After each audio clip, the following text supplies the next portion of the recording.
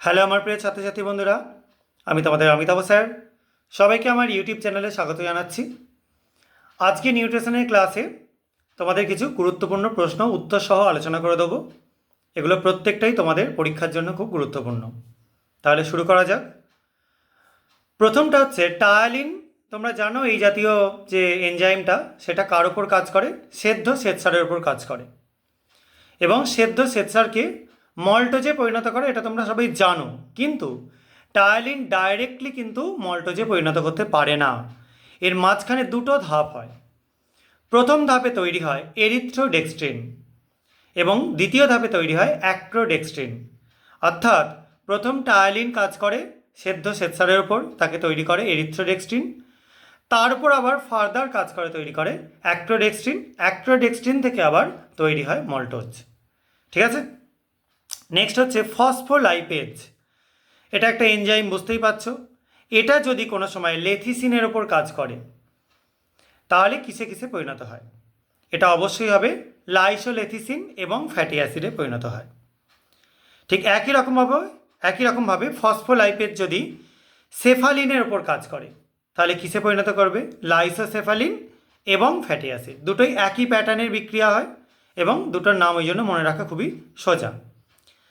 Next হচ্ছে ক্ষুদ্রান্তের যে খাঁজগুলো থাকে, সেই খাঁজের যে বাইরের অংশটা, যেটাকে আমরা বাইরের ধাত্র বলে থাকি, সেটা কি দ্বারা আবৃত থাকে, কি দিয়ে ঢাকা থাকে? সেটা হচ্ছে মেসেন্টারি বলে একরকম বিশেষ টাইপের পাতলা পর্দা। নেক্সট চলে আসি গ্লুকোনিওজেনেসিস। এই যে ব্যাপারটা, এটা কি? যখন অশর্করা জাতীয় কোনো খাদ্যবস্তু, যেমন সেটা প্রোটিন হতে পারে, ল্যাকটিক অ্যাসিড হতে পারে, অ্যামিনো অ্যাসিড হতে পারে, এরকম একাধিক জিনিস হতে পারে, সেগুলো থেকে গ্লুকোজ অথবা গ্লাইকোজেন যে কোনো একটা তৈরি হয়, তখন সেই প্রসেসকে আমরা বলে থাকি গ্লুকোনিওজেনেসিস। নেক্সট হচ্ছে কি হাইপার গ্লাইসেমিয়া। কি? এটা সবাই জানো, রক্তে গ্লুকোজের একটা নির্ধারিত মাত্রা থাকে। সেটা হচ্ছে মোটামুটি আমরা যদি খাবার গ্রহণ করবার পরের একটা হিসাব করে থাকি তাহলে 110 থেকে 120 মিলিগ্রাম পার ডেসিলিটার বা 100 ml। এটাকে যদি পার করে চলে যায় তখন বলতে হবে সেটা হাইপার গ্লাইসেমিয়া। তাহলে হাইপোগ্লাইসেমিয়া কী হবে? যদি যে রেঞ্জ বললাম তার থেকে কম থাকে তখন সেটা হবে হাইপো। হাইপো মানে কম, হাইপার মানে বেশি। নেক্সট চলে আসি মানুষের যে জিহ্বা বা জিভ, সেটায় কোন অংশে কি কি কাজ হয়, মানে কোন অংশে কি কি স্বাদ আমরা পেতে পারি। তোমরা অগ্রভাগে যে মিষ্টি স্বাদ পাওয়া যায় এটা সবাই জানো, কারণ এটা তোমরা খাবার মুখে নিয়েই টেস্ট করে বুঝতে পারো। আর একদম শেষ প্রান্তে তেতো স্বাদ থাকে। আমাদের যেরকম গলার একদম শেষ দিকটায় মনে হয় একটু তিতকুটে ভাব লাগছে অনেক কিছু খাবারে, বিশেষত কিছু মেডিসিনে, বা যদি কারো পিত্তি বমি হয় তখন এটা মনে হয়। আর অগ্রভাগের কিছুটা ওপরের দিক করে থাকে নোনতা, আর পাশগুলোয় থাকে কি টক।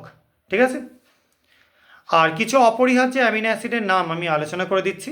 তার মধ্যে লিউসিন আছে, আইসোলিউসিন আছে, ভ্যালিন আছে, থিওনিন আছে, মিথিওনিন আছে, ফিনাইল অ্যালানিন আছে, ট্রিপ্টোফ্যান আছে, আর হিস্টিডিন আছে। এই নামগুলো অবশ্যই মনে রাখবে, এগুলো অনেক জায়গাতে কাজে লাগবে। আর ডিঅ্যামিনেশান, এটা হচ্ছে ডিঅ্যামিনেজ বলে একরকম পদার্থ আছে, একরকম এনজাইম আছে। এটার সাহায্যে কোনো অ্যামিনো অ্যাসিড থেকে যদি NH2 গ্রুপটাকে বের করে দেওয়া হয়, ডি মানে বাদ, জানো সবাই, বের করে দেওয়া হয়, তখন সেই প্রসেসকে আমরা বলবো ডিঅ্যামিনেশান। আর ট্রান্সঅ্যামিনেশান কি? যখন কোনো একটা কিটো অ্যাসিডে, মানে কোনো একটা অ্যামিনো অ্যাসিডটা কিটো অ্যাসিডে কনভার্ট হয়, তখন তারও অ্যামিনো গ্রুপটা বেরিয়ে চলে যায়, এরকম হলে হয়ে যায় ট্রান্সঅ্যামিনেশান। আর এই কিটো অ্যাসিড যেটা তৈরি হয় সেটা কিন্তু অনেক সময় কিটোন বডিতে আমাদের শরীরে কনভার্ট হতে পারে। ঠিক আছে। এবার চলে আসছি লালারসের জলের পরিমাণ কত থাকে। লালারস ম্যাক্সিমামটাই জল, 99.5%-এর কাছাকাছি থাকে এটা জল।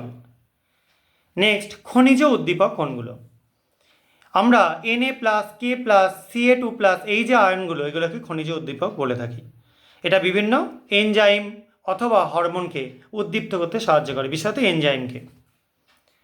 নেক্সট হচ্ছে কি এই যে ফ্যাটের শোষণ সংক্রান্ত বিভিন্ন তত্ত্ব রয়েছে, তার মধ্যে গৃহীত তত্ত্বগুলো যেগুলো আমরা গ্রহণ করেছি তার খুব উল্লেখযোগ্য মতবাদ যেগুলো, তার মধ্যে কোন বিজ্ঞানীর নাম সবথেকে বেশি করতে পারা যায়? যারা এই তত্ত্বগুলো উপস্থাপন করেছেন তার মধ্যে সবার আগে নাম করতে পারা যায় ফ্রেজার, সায়েন্টিস্ট ফ্রেজারের নাম। আর ভমিটিং জিনিসটা কি? ডায়াফ্রাম বা মধ্যচ্ছদা এবং তার সঙ্গে উদর পেশি, এই দুটোর যদি অসম সংকোচন হয়ে যায় তখন আমাদের পাকস্থলিতে থাকা খাদ্যবস্তু অনেক সময় আমাদের খাদ্যনালী দিয়ে মানে বিপরীত পথে উঠে বেরিয়ে আসে। এই যে ব্যাপারটা, এটাকে বলা হয়ে থাকে ভমিটিং। ঠিক আছে। আর সাপেক্ষ প্রতিবর্ত ক্রিয়া কাকে বলে?